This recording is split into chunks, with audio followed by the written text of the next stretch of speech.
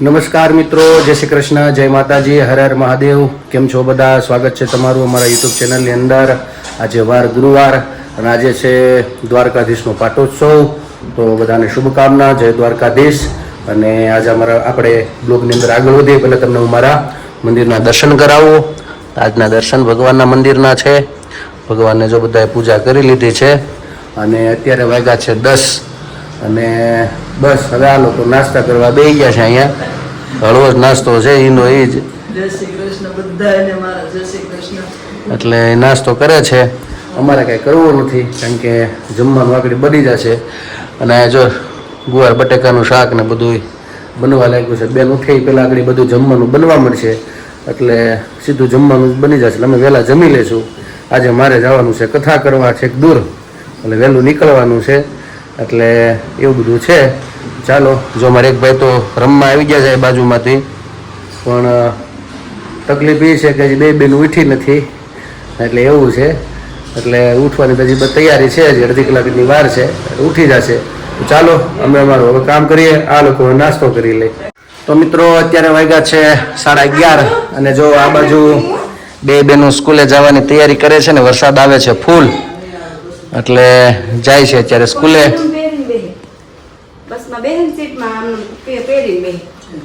એમને પહેરેલ રાખશે અત્યારે હાથવીને મૂકી દેવાનું અંદર. એવું છે, કોથળી દે છે. તમે ત્યાં ટીચર શું કહીશ? ઓકે હે બેન, વરસાદ તો આવતો નથી તો શું કરશો? આવે છે તો જો બે બેનું જાય છે સ્કૂલે અને વરસાદ આવે છે ઘણો ખરો અને 2-3 કલાકથી ચાલુ છે એક ધારો. અને હવે બેનોને આગળ બસમાં બેસી જશે, પાછા ગાડીમાં મૂકવા જાય છે. જય શ્રી કૃષ્ણ. ગુરુ હાલ ઈ જો ભણવા આવવાનું કૂતરું. ચોલા દાદા એવા દાદા. તો જો બે બેનો જતી રહી સ્કૂલે અને અહીંયા વરસાદ આવે છે, પાછો ચાલુ થઈ ગયો. એક મોટો રાઉન્ડ મારીને નીકળી ગયો, પાછો જો ઝીણો ઝીણો ચાલુ થઈ ગયો છે. એવું છે, વરસાદ સારો આવી ગયો કા 2 કલાક રાત્રે ચાલુ જ હતો ને 5 વાગે પાછી આમ ગરમી એટલી રહી છે ને પછી વરસાદી આવે છે એવું છું. તો મિત્રો અત્યારે વાગ્યા છે 12:30 અને રસોઈ તો થાય છે ઘણી ખરી તો બની ગઈ, કારણ કે સ્કૂલે બેનને જવાનું તો એટલે બધી બની ગઈ છે. રોટલી બાકી છે ને આ બાજુ જો થોડુંક હવે બેનનો નાસ્તો થોડોક સમય મેળવ્યો છે અત્યારે બનાવવાનો, તો અત્યારે થોડુંક બનાવે છે. શું બનાવવાનું છે? ચકરી. તે શેણાના લોટની નહીં તો આપણે દર વખતે તો ઘઉંના લોટની બનાવી. શેની છે? આ ચોખાના લોટની. ખાલી ચોખા ને ચોખાનો લોટ અને ડાળિયા અને દાળ આવે ને દાળ પીસી નાખવાની અને ચોખાનો લોટ ઝીણો દળવાનો. બરાબર. પછી આ પહેલી વાર આ બનાવી, નહીતર તો ઘઉંની જ બનાવી. આની સરસ જ થાય. થાય છે તો એવી છે. ત્યારે પછી ચાખી પછી ખ્યાલ આવે કેવી બની છે. શું શું બીજું? મીઠું ને હળદર ને ચટણી જાય કે નહીં? હા, મીઠું, હળદર, ચટણી, પછી તલ, આખું જીરું બધું નાખવાનું એમ ને? સરસ. હવે આ પાડીને પછી સીધી તળતી જવાની. હા. ઓકે. તો જો અહીંયા તળવાની ચાલુ થઈ ગઈ છે અને અહીંયા બની ગઈ છે આ ચકરી ચોખાની અને બીજી એની આપણે ડાળિયાની દાળ આવે ને એને ભૂકો કરી નાખવાનો મિક્સરમાં પીસી નાખવાની. ચોખાને 1 વાટકો દાળનો ભૂકો અને 3 વાટકા ચોખાનો. ચોખાને શું કરવાના? ચોખાને પીસી દળાવી લેવાનું. સીધા કાચા જ આમ બોલું કંઈ કરવાનું નહીં, પલાળવાનું કેવું કંઈ નથી. દળીને અમે તો ઘઉંની જ આપણે બનાવતા, ઘઉંના લોટને બાફીને, પણ આ જ વળી પહેલી ટ્રાય કરી પણ બહુ મસ્ત થઈ છે. સારો ટેસ્ટ, કડક ને બહુ મસ્ત થઈ છે. બાકી જે મસાલા ઓલામાં જાય એ જ આમાં જાય, સમજાય. પણ ખાલી મેન વસ્તુ ઓલી ભરી જાય. બહુ મસ્ત થઈ, બહુ ટેસ્ટ સારો આવ્યો છે કા? સ્વાદમાં. બાકીને બધે જમીને બનાવીશ ને, કારણ કે હવે બધાનો જમવાનો ટાઈમ થઈ ગયો છે. ભગવાનને થાળ ધરી દઈએ આગળ અને પછી લોકો અમે જમવા બેસી જઈએ, કારણ કે બપોરના સમયે કર્યું છે મારે જવાનું છે પાછું કથા કરવા માટે. એટલે રસોઈ જો બને છે, રસોઈ બની જાય પછી આપણે બને બાકી હતી એટલે મેં કીધું ચકરી કરી નાખું, પણ ન ફેંકું છું. એવું છે ને, કારણ કે 12:30 વાગી ગયા છે એટલે ભૂખે લાગી જાય. સવારમાં નાસ્તો થયો નથી. તો ચાલો વાગડી રસોઈ બનતી જાય એટલે અમે લોકો જમવા બેસતા જાય. તો ચાલો ભગવાનને જો સાગું થાળ ધરી દે છે અને ભગવાનને આપણે જમાડી દઈએ પહેલાં, પછી આપણે જમશું. જમવામાં શું છે તો શાક કંઈક તો આગેથી ગુવાર દેખાય છે. ભગવાનને જમવા પધારો. જો ગુવારનું શાક છે, ચકરી ભગવાનને ધીરે, રોટલી, દાળ ભાત, ભગવાનને કે જમવા પધારો. હવે આપણે જમી લઈએ. જો અમે લોકોએ જમી લીધું છે અને અહીંયા હવે જાગુની બે જમવા બે ગયા છે. તો ચાલો આગળ હવે આ લોકો જમી લે. નમસ્કાર, કેમ છો? કેમ છે મારું યુટ્યુબ ફેમિલી? બસ જો અત્યારે તો સાંજના વાગી ગયા છે 7:30 અને અમે રસોઈની તૈયારી કરી. આસ્થા દેવા ટ્યુશનમાંથી આવી ગયું. રસોઈમાં તો આજે ભીંડાનું શાક ને કંટોલાનું. આજે તો સિઝનના પહેલી વાર આવ્યા છે કંટોલા, આજથી હવે ચાલુ થઈ ગયા. તો કંટોલાનું શાક, ભીંડાનું, ભાખરી, ખીચડી ને રોટલા. જો આ કંટોલાનું શાક, ખીચડી થઈ ગઈ ને ભીંડો સુધારાઈ ગયો. હવે રોટલા અને ભાખરી ને એ 2 વસ્તુ બાકી છે. તો તમે લોકો કંટોલા શાક બનાવવા મળ્યા કે નહીં કહેજો. તમારે કંટોલા આવવા મળ્યા કે નહીં એ બી કહેજો, કોમેન્ટમાં જરૂર કહેજો. અમારે આજે જો આવ્યા જ છે પહેલી વાર. તો મિત્રો ચાલો જો જમવાનું તૈયાર થઈ ગયું છે અને જમવામાં છે બાજરાનો રોટલો, ખીચડી, ભીંડાનું શાક અને આજે તો કંટોલા છે. એટલે અમે લોકો જો બધા જમવા બેસી ગયા છીએ. એક બેનને જમાડવાનું ચાલુ થઈ ગયું છે ને બીજા બેન હવે આવે છે જમવા. એટલે આજ તો કંટોલાનું શાક છે, બધાને ભાવશે. મજા આવે બાજરાના રોટલા અરે. તમે શું બનાવ્યું કહેજો કોમેન્ટમાં. ચાલો અમે લોકો બધા હવે જમી લઈએ. તો મિત્રો અત્યારે વાગ્યા છે 10:30 અને બધા તો જમીને ફ્રી થયા.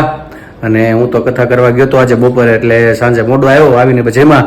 અને આજે તો શું કે દેશી બધું જમવાનું હતું. તમે પણ ઘરે આજે હવે કંટોલા બધા ન્યાય આવવા માંડ્યા છે. ગામડે તો ખાસ અહીંયા જો માર્કેટમાં સુરતમાં પહોંચી જાય તો અહીંયા આપણે સૌરાષ્ટ્રમાં અને બધે ગામડામાં તો વધારે દેખાવા મળે, પહાડમાં બધે વધારે થાય એવી વસ્તુ. બસ એવું બધું છે ને બધા બેઠા જ પોતપોતાના રૂમમાં લેસન કરે છે. આસ્થાબેન ને દુરુબેન અને મારી બા આવી ગયા છે. આપણે 2 દિવસથી મારી બાનું આપણે ભજન સાંભળ્યું નથી એટલે ઘણાના કોમેન્ટ આવ્યા હતા કે બાનું ગીત સંભળાવો. અને કાલે આસ્થાબેને બધાને સંભળાવ, બધાને બહુ મજા આવી આસ્થાબેનનું સાંભળવાની. એટલે ફરીથી આજે મારે બાને કહું આપણને એક સારું એવું ભગવાનનું, કૃષ્ણ ભગવાનનું કે જે આપણને ગમે એવું આપણને ભજન કે ધૂન સંભળાવે. બા સારું એવું અમને ભજન સંભળાવો, સંભળાય દો. બધાને મજા આવી જાય એવું.